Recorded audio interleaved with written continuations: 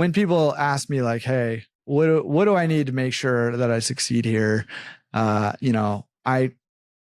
inevitably say like, hey, I mean, customer service, yes, but in terms of like what you need the right technology to help you, and you need, most importantly, the right people to help you. Right. And so you've mentioned your team multiple times and you've kind of bragged on them, and I want to give you an opportunity to do that a little bit more. But like, how did you find your team? Like, one of the questions I get asked by laundromat owners most frequently is, how do I find good people to help me with my business? And I got a client right now, he's in New York, and he's like, I've got 2 people.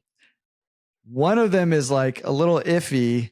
And so I've got one solid person. And if she ever leaves, I don't even know what I'm going to do. And I can't find like good people. But how did you guys find your good people? Don't get us wrong. We went through the same hassles. We've had interviews scheduled. People don't show up. Honestly, it's just. Which is a new thing.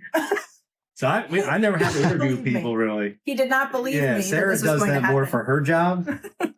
So the first time we inherited one employee when we took the store over. She was the night cleaner. She had been there for years.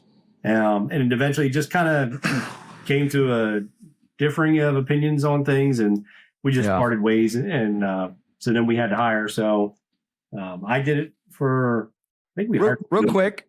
I'm sorry to interrupt you, but I just want to say something about that, because I see that happen a lot, especially if you're taking over a laundromat that doesn't have as high a standards as you have. And when you try to raise those standards and implement things to elevate the experience of, your customer at your store, a lot of times what I find happening is that the old employees either end up leaving, or you end up having to ask them to leave, for lack of a better way, because for a couple of different reasons. Like, number one, they're just not used to operating at that standard, and or not capable of doing that.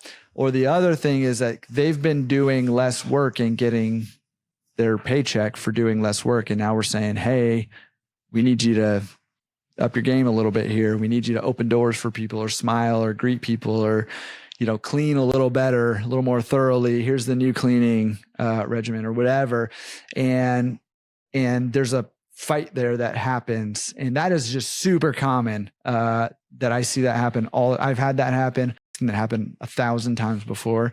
So I just wanted to point that out, that like, that's something that's a common experience there, especially if you're coming in and trying to sort of elevate the business to a new level and operate it at a higher level.